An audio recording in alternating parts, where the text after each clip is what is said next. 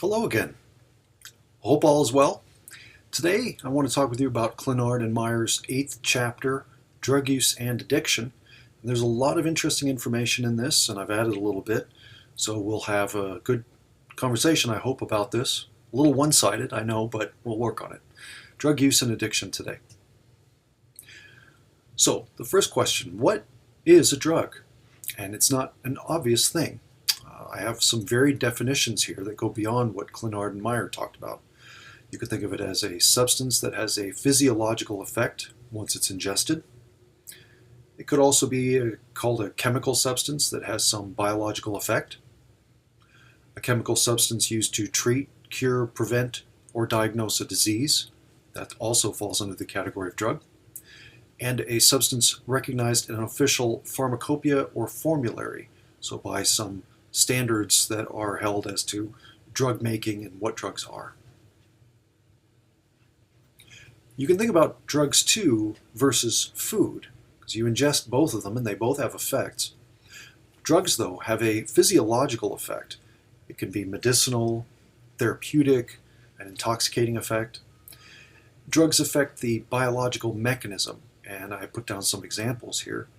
Antibiotics disrupt cell membrane components. Cocaine involves nerve synapses. That's different from food. Food acts as fuel and materials for the body. So food has nutritional value. And what you can think about then is that some foods might have drugs in them. Like, for example, coffee has caffeine as a stimulus. So they're combining those two things in one entity, you could say. Both of those things, food and drugs, are regulated in the US by the FDA. Drug use, it's a common thing for many Americans. And you can think of it as legal or illegal, and its use found from the delinquent all the way to the hardworking parent and everybody in between. Americans use drugs. People recognize a close connection, too, between drug use and their physical well-being. So not only do people take drugs for medicinal purposes, but they also know that if you ingest too many of some substance or another, it might cause you great harm. A lot of events and holidays in the United States, and frankly worldwide, involve drinking. Birthdays, New Year's Eve, sporting events, celebrations. They list a whole host of these in your textbook. Wake or funerals, dates, religious ceremonies, meetings with friends, nightcaps. No shortage of ways that alcohol can be used or situations where it's appropriate for using alcohol. Drugs can also be loosely defined as a term that covers a range of substances, and that can be from alcohol to aspirin, cocaine to cough syrup. Many, many things fall into the category of drugs. In fact, it says in your text that most Americans don't even acknowledge their frequency of drug use because they don't think of aspirin or caffeine as drugs, when in fact they are. Drugs can be legal or illegal, and so that is about law specifically. It has nothing to do with the component of the drug itself. It's human-made law. And there's a brief discussion in your text about heroin. Mentions, at least in the beginning it mentions, heroin is a psychoactive narcotic, and it affects the central nervous system, influencing mood, behavior, and perception through action on the brain, which we'll talk more about in a bit. Drug taking as deviance. The deviant character of drugs does not result from the effects of characteristics of particular substances. Let me make that clearer. The deviance is not in the effects. The deviance is in the understanding of the drug, the norms related to the drugs, and what drugs should and shouldn't be used for, how much they should be used, and this type of thing. There's nothing inherent in the drug that makes it deviant. The purpose of taking a drug, purpose for taking a drug, is one criterion of deviant use. Why is somebody ingesting that substance? A drug is socially defined and labeled by society. This, again, refers back to the idea that human beings decide what counts as deviant. Deviant drug use involves breaking norms regarding drugs. So that's probably the best way to think about all the material in this chapter, is that some of these drugs that we'll talk about that you could say are deviant have gone in and out of favor at different times, and probably those changes will keep occurring with time. Nothing distinguishes non-deviant from deviant drug use. It's the same procedures to ingest drugs. If you're talking about this idea that Eric Goode came up with, he defined a drug, it says, as something that has been defined by certain segments of society as a drug. So is a drug a particular thing, or in Goode's idea, is a drug something that simply the society labels as a drug? But as it says above, nothing distinguishes non-deviant from deviant drug use. And that's important to keep in mind. So, again, the deviant character of using a particular drug depends on the social norms involved. It's hard to stress that enough. So, what are the reactions that other people have to the use of that substance? Here's an example, historically. In the United States, cocaine was acceptable in the 1950s. It was used as a stimulant in wine products, and as you may well know, it was also in Coca-Cola. That's how Coca-Cola got its name. However, it has gone into great disfavor, at least legally. It's been criminalized, and it's become a key focus on the war on drugs. And if you're interested in these kinds of things, the history of some of those wars on drugs, you can look at the Netflix series Narcos. There's some good dramatizations of those wars on drugs. Let's do a quick question. During the 19th century, people regarded drug addiction as what kind of problem?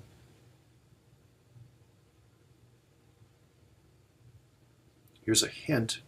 We didn't tend to think of it in terms of social norms. We tended to look at it more as a personal problem. And so there have been changes.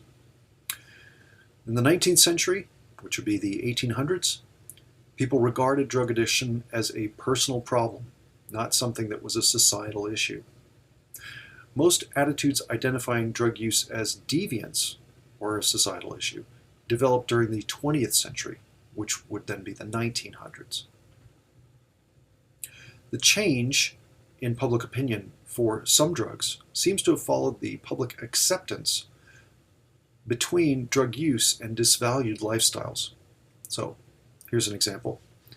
Cigarette smoking was commonly accepted and tolerated until recent changes in law have disvalued the behavior by banning smoking in public places and government buildings. Another example of the relativity of deviance related to drugs would be marijuana. Marijuana was prohibited, at least the selling and using of marijuana, as well as opiates and cocaine, without a doctor's permission after, it says, the Harrison Act of 1914. So this law was created, which meant that only a doctor could prescribe opiates, cocaine, and marijuana. Also, marijuana was further criminalized through the Marijuana Tax Act. It was designed to stamp out the use of the substance by subjecting smokers to criminal law proceedings. Marijuana then eventually was deemed a national problem. The problem involved the fact that it was illegal behavior that was visible to all segments of society, so this is a highly visible problem. And the public came to perceive that drug use as a threat to personal well-being and morality and to society's well-being. If you are interested, there's a movie called Reefer Madness, which shows all the moral panic that was created regarding marijuana use. And some students find it rather funny to see this today, to see how people looked at this drug back during that period of moral panic. The perception of a significant problem grew out of broader changes in the status of youth and wider conflicts and issues, which we'll talk about. Marijuana came to symbolize the distance between youthful protests and more mature conservatism. So marijuana became one of the drugs of choice in the 1960s with hippies and this idea of rebellion. The hippies promoted drug use like marijuana use and LSD use. They promoted free love, sex without necessarily any marriage bond at all, and they promoted social protest. So marijuana started to be associated with particular groups of people, very liberal people, and that meant that it demarked a difference between the status quo and people who upheld the status quo and those who wanted social change. What's happened is eventually that generation from the 1960s has aged and become respectable. And I'd say along with that, the idea of what marijuana can be used for and its acceptability has very much changed. Today, over half of US citizens find marijuana to be something acceptable, that it shouldn't be criminalized according to survey results. And it says in 2019, the medical use of marijuana has been permitted in 33 states, the majority of states, and also in the District of Columbia. Consider the case of cocaine when you talk about deviance in drugs. The use of it generally occurred among well-to-do people, and it was an occasional practice once in the United States. But over the past few decades, the price of cocaine dropped due to the efficiencies in transportation and marketability in the US. With lower costs for cocaine, the demographic began to change. Working people, students, and others could begin to afford the drug. Social attitudes about drugs also can change. During the 1980s, public attention shifted away from marijuana toward cocaine as people identified drugs as the biggest single problem confronting both schools and society. People became very concerned that children would be accessing these substances. Additionally, crack cocaine, especially in the 80s, became the cheap form of cocaine, quickly flooding urban areas. It was considered to be an epidemic in the 1980s in inner cities. Also, when you consider social attitudes about drugs, you can think about different ways of getting information. One, you could say, might be through surveys. And here's one that's noted in your text regarding indication of changing attitudes. You could look at the National Institute of Drug Abuse surveys. They solicit responses from a sample of about 50,000 students in more than 400 schools throughout the US. So this is a very broad sampling of students to see about patterns that could be revealed through that data.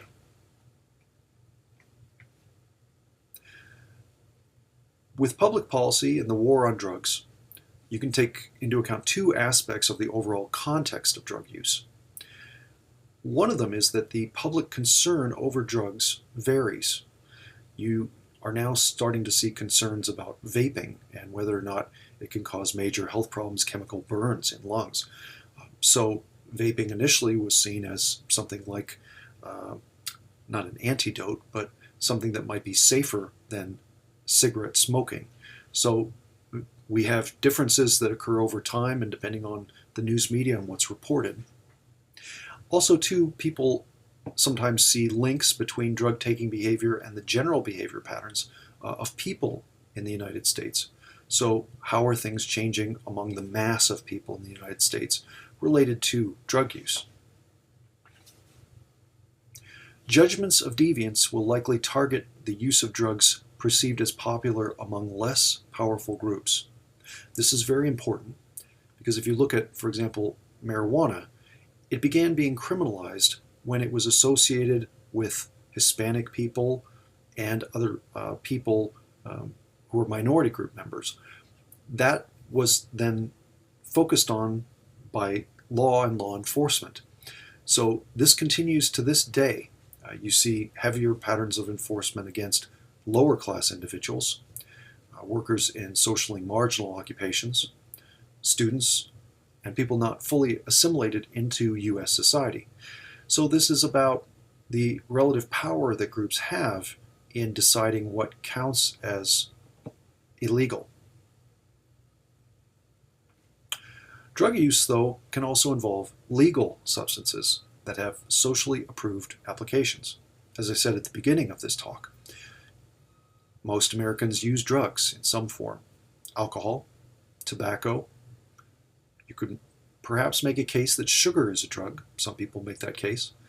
And caffeine, as well as other things that might require a doctor's prescription, tranquilizers, barbiturates, and others. Pharmacies provide prescription drugs to consumers. So again, if your doctor prescribes you something, then you're able to pick it up at a pharmacy legally and then use that drug for treatment. There's a subheading there, or I should say a subpoint. Women are more likely than men to consume prescription drugs. Also, too, over-the-counter drugs are available to consumers without a written prescription from a physician. So all kinds of things, cough syrup, pain medications, ibuprofen, aspirin, anti-diarrheal medication, you name it. There's a lot of different over-the-counter drugs that you can access. Under legal drug use, you can see amphetamines, and you'll find them in many types of stimulants and diet pills these days. Barbiturates, the other end of the spectrum, a class of drugs that act as depressants on the central nervous system, otherwise called the CNS, and sometimes supplement amphetamines in programs to achieve weight loss. So these can be used in popular forms for weight loss programs. Drugs fall into categories depending on their general effects on the body. So when you think about a drug, you can have depressants, and those depress the body itself. They slow down things like heart rate. Stimulants bring a person up. They increase heart rate. They increase breathing. So there's large difference between the drug and its effects. Morphine and heroin are derived from opium, and they produce a highly toxic effect. And your text notes that if someone wants to use these, they can't use it in pure form. They must be diluted. And in fact, one of the problems is sometimes people use these drugs illegally and they don't know how strong they are. They use them and they overdose because the strength of the drug that they got was too much. Let's do a question. Methadone. If you've read your book, you'll know that it was a synthetic narcotic analgesic originally developed in Germany during World War II, known also as... Ready for the answer? The answer is A. Let's talk about methadone now. Also known as dolopine, it's a synthetic narcotic analgesic, that's a mouthful, originally developed in Germany during World War II. And methadone is illegal. However, I have another note there in brackets. Methadone treatment involves using the drug to treat opioid dependence. So even though it's illegal, it's also used to wean people off of other opioids in treatment facilities. Cocaine is a stimulant that is commonly inhaled or snorted through the nose, and it can also be freebased, smoked when combined with volatile chemicals. Crack, sure you've heard of, is a derivative of cocaine produced by mixing it with water and baking soda or ammonia. It's very cheap, and that's why it became, as I said before, a type of epidemic of drug use in the 1980s. Marijuana is derived from leaves and tender stems of the hemp plant. It's a stimulant, classified as a stimulant. It allows the user to experience a range of things: euphoria, intensified feelings, increased appetite, sometimes called the munchies, and a distorted sense of time and space. The main fellow who studied marijuana use in groups, a sociologist, was Howard Becker, and he looked at it as involving not just the proper way to take the drug, the proper way to smoke marijuana, but also to recognize what your experience is while you're on it. Say, okay, this is happening, this is happening, this is happening, and then to see those things in a favorable way. He said if those three things aren't happening right, then the person is not going to continue using marijuana.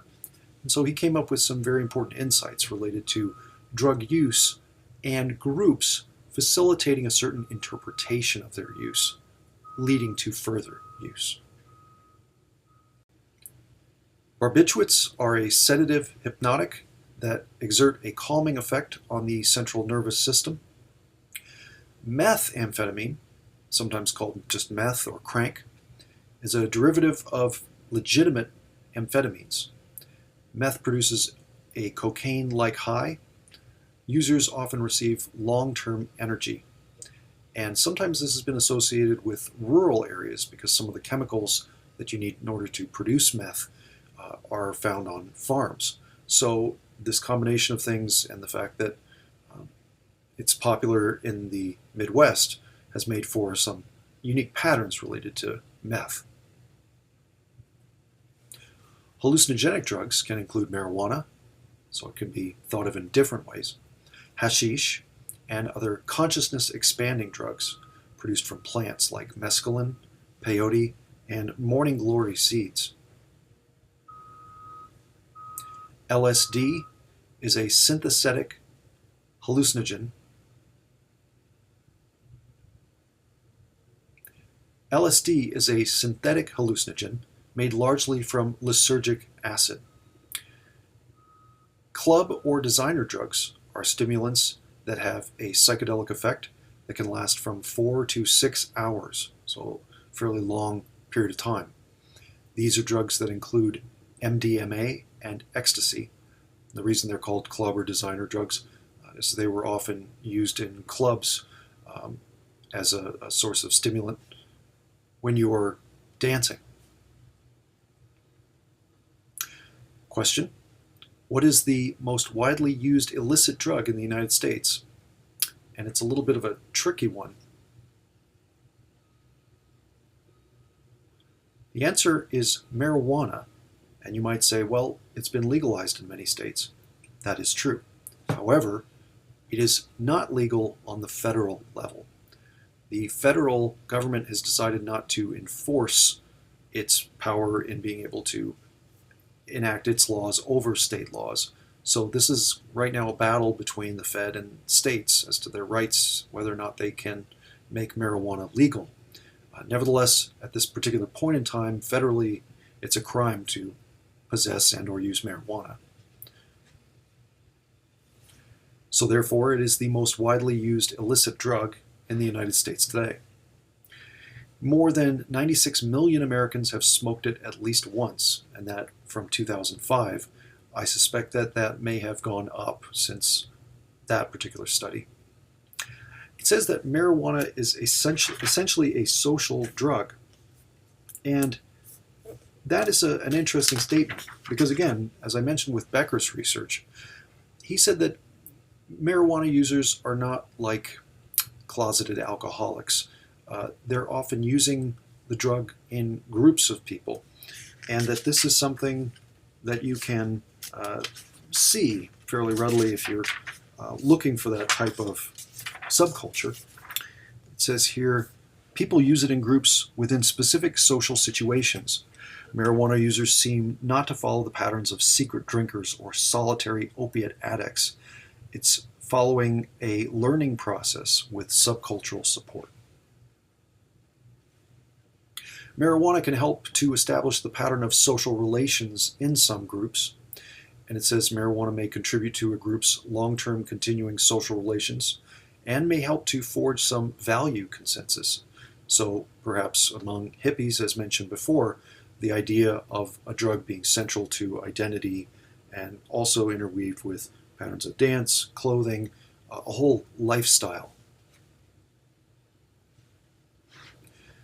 Considering marijuana and heroin, people would often talk in the past about marijuana being a gateway drug, that you use marijuana first and then that leads to harder drugs. And that was why marijuana was targeted as something to be made illegal. Previous research, though, have found no relationship linking marijuana use to the use of other drugs. In other words, there is no evidence for this gateway drug theory. Research on heroin users found that these individuals used marijuana, yes. However, no causal relationship between marijuana use and subsequent heroin use has been established. So the gateway drug idea has been invalidated.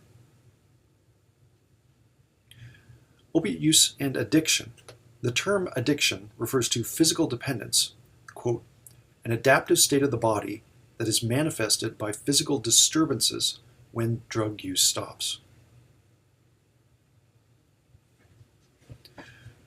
Today, professionals might prefer to discuss tolerance, dependence, and abstinent syndrome instead of the phrase addiction.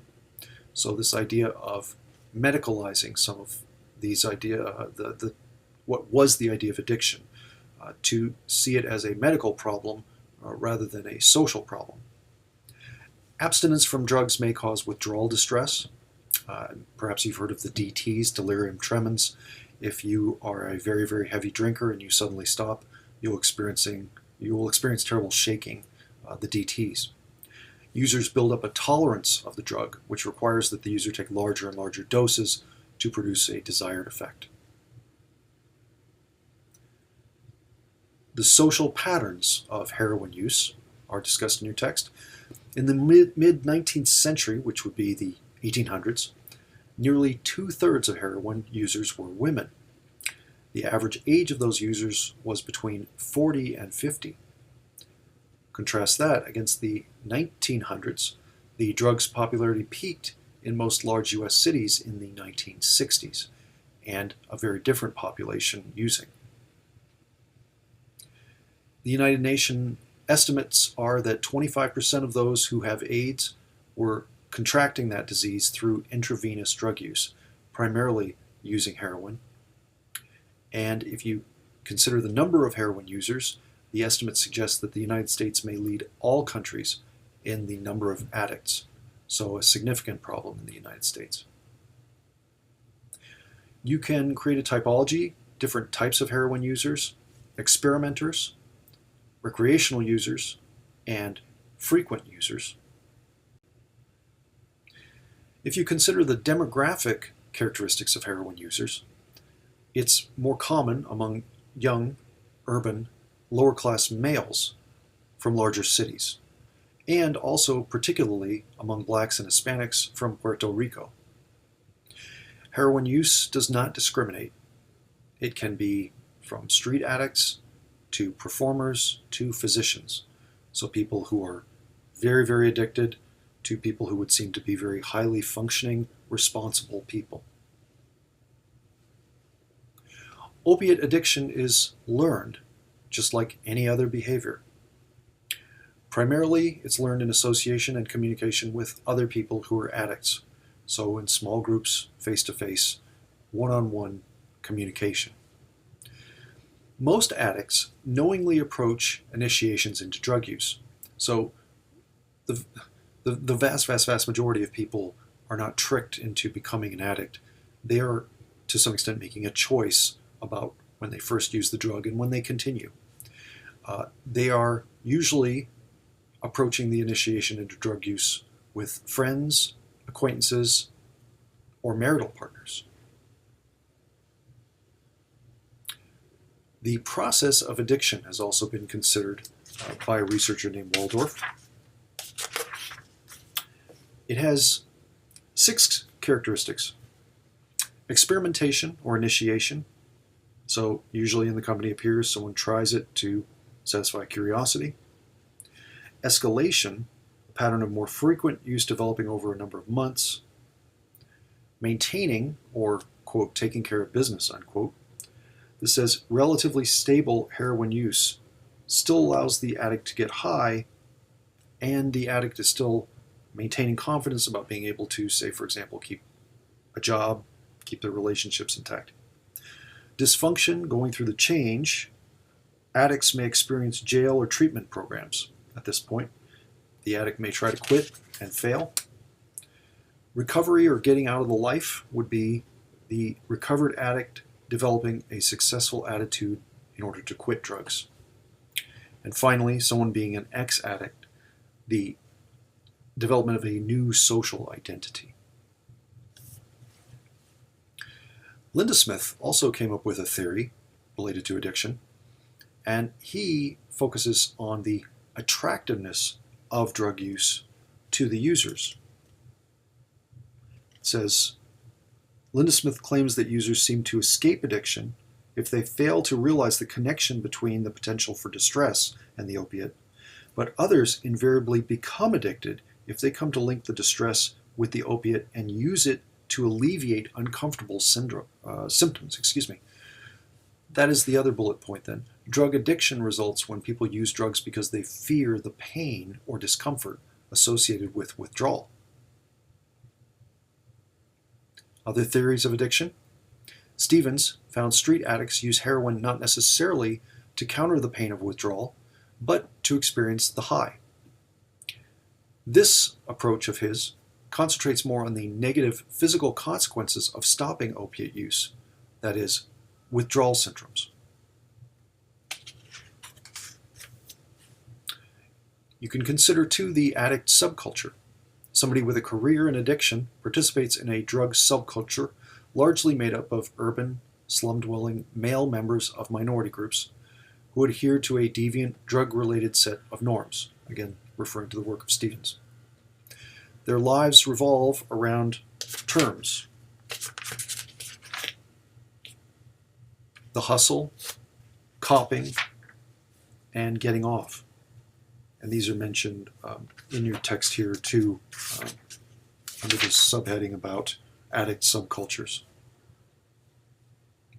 The addict subculture organizes its norms around the supply and support of heroin use, and those terms directly connect back with both supply and support. Addicts rely heavily on their subculture to connect with dealers, to maintain hustles to secure money for drugs, as well as to protect themselves from outside interferences like the police. Cocaine use.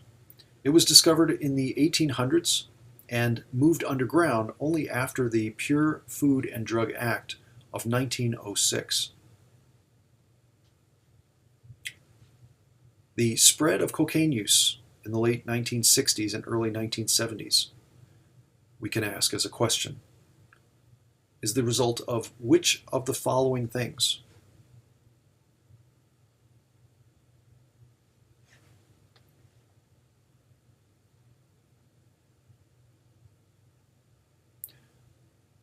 Believe it or not, all of the above. If you've read the text, you'll know that all of those things are part of the changing use of cocaine. And the cocaine highway was one of them. The spread of cocaine use in the late 60s and early 70s involved Congress passing legislation to reduce the legal limit on the production of amphetamines and controls on depressants. So that was one factor. The World Bank also, though, allocated funds to build a new highway in the high jungles of Peru, facilitating the transport of cocoa leaves. You can also consider the popularity of crack. Users can smoke this form of cocaine, and it's not snorted. That encourages a rapid absorption into the body and a quick high, and crack costs much less than cocaine. Smugglers also could easily hide and transport crack, helping propel its popularity. Also, too, the availability of cocaine helped increase its popularity in the 1980s. As mentioned before, if you're interested in understanding how this emerged, you could see the film, or I'm sorry, the Netflix series Narcos. Crack has become widely used among young people, in part because it's cheaper for teenagers, and it's also become widely available in cities. There are three main ways to use cocaine: intravenously, smoking it, or snorting it. The consequences of its use, a series of possible serious problems here: paranoid psychosis, heart failure, respiratory collapse, fever, and, not the least of them, sudden death. How does society respond to drug use and addiction? This is the question. Efforts to control illicit drug use may target two potential objectives. You could try to control the substances themselves, so the substances and whether or not they're able to get in, for example, to the United States. But you could also take a different tack, which is to control the behavior of the people involved with them. So trying to reduce the popularity, say, for example, of a particular drug, decreasing the demand. You can consider society's response to drug use and addiction, and whether or not we ought to apply criminal sanctions. There's two perspectives on this: the legal perspective and the public health perspective. The public health perspective might not necessarily be as favorable toward criminalization. It might be more about what's called harm reduction, trying to reduce the amount of use that people have and the secondary problems associated with drug use. But I encourage you to look up both of those, the legal and the public health perspective. Drug policy topics also include the relationship between addiction and crimes committed to fund purchasing. So those are called secondary crimes. There's the general question of whether to apply criminal sanctions specifically for involvement with illicit drug use. Again, you can look at harm reduction programs. Addict crime. Laws affecting drug use include those who prohibit manufacturing, selling, and using certain drugs, as well as those that address crimes associated with drug use. Enslavement theory supports the idea that addicts and other users often commit crimes to support expensive habits.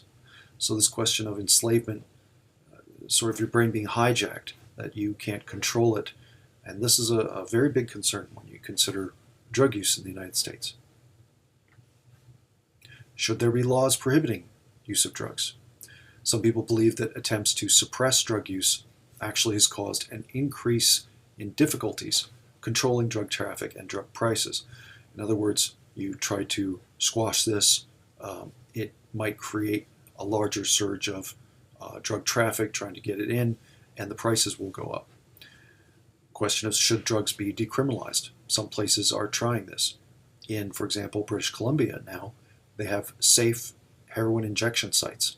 So this is saying that there will be somebody who could help you to do this so that people are not overdosing all over the place. Also, too, there's been an increased focus on treatment programs these days. You can, for example, go to Hazelden, which is in Minnesota. It was started there. The Betty Ford Clinic was something that began that helped bring celebrities out into the open about their addictions. And so there have been some big social changes related to how addiction is addressed. Treatment programs offer an alternative to a legally oriented response to drug addictions. If you voluntarily enter into a treatment program, then presumably you're not being arrested for that. You're trying to get help. Treatment promotes abstinence from drugs, and it pursues an intermediate goal, which is, again, harm reduction, a very important concept. Harm reduction, as I said before, seeks to minimize the negative consequences of ongoing drug use. As mentioned earlier too, methadone maintenance. Addicts report daily to a clinic to take medically supervised doses of methadone, which acts as a substitute for heroin to prevent withdrawal symptoms. So this is something you might find in larger cities, methadone maintenance programs. Heroin maintenance has also been tried in societies like in Britain.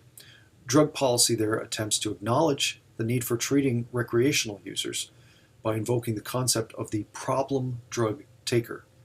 It's again something discussed here in Clinard and Meyer's book. Prescription administration of the drug costs less than the black market. It prevents forced association with criminals, and it helps keep users out of the criminal subculture. So by the state supplying this, there are effects like, for example, the secondary crimes, which are eliminated. There's no need to commit crimes if you can have government supply. There are also clinical tactics used to treat heroin addiction. The treatment period for these is a few months. Addicts receive medical exams to bring their physical conditions, to build their physical conditions in addition to their drug dependency, because presumably they've harmed themselves physically using these things. Methadone used, as I said, to treat withdrawals. And addicts receive recreational and occupational therapy as well as vocational training, so job skill training. Clinical tactics to treat other drugs and the users of those drugs. Care unit programs, these are targeting their inpatient treatments of young users of any drug, and frequently they're doing it as a result of referrals by parents.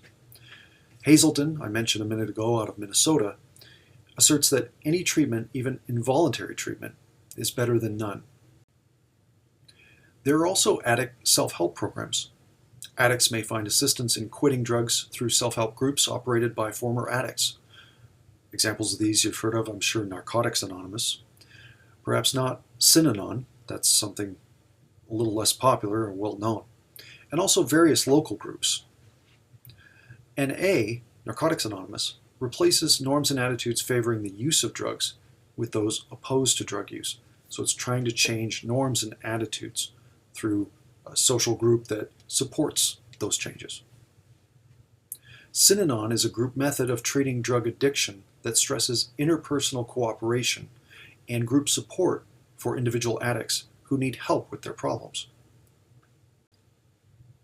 The Synanon program applies a learning or socialization theory of deviance to the treatment of drug addicts. Therapeutic communities are expensive, however. They do have high success rates, though, so that may, as it says in the slide, justify the expense. The programs may run a risk of increasing dependence for addicts, and that means that maybe people walk away with the exact opposite of what they should. They're not going to pursue sobriety, they're going to further pursue addiction. Scare tactics are of mixed use. They can come in the form of media messages, and perhaps you've seen some of these with smoking. Campaigns where they'll show a smoker who is in such terrible physical shape, hooked to a breathing tube, saying they wish they'd never done it. You can have other kinds of scare tactics related to harder drugs, and these have been used in campaigns, media campaigns, for a long time. The messages, though, are typically geared toward younger users, and they stress the negative physical consequences of taking drugs. It's hard to try to communicate this to people, but one of the things I do give as advice, I don't give a lot of advice, but one of the things I tell younger people is to avoid hard drugs. They might influence you in a way that you can never quite walk away from.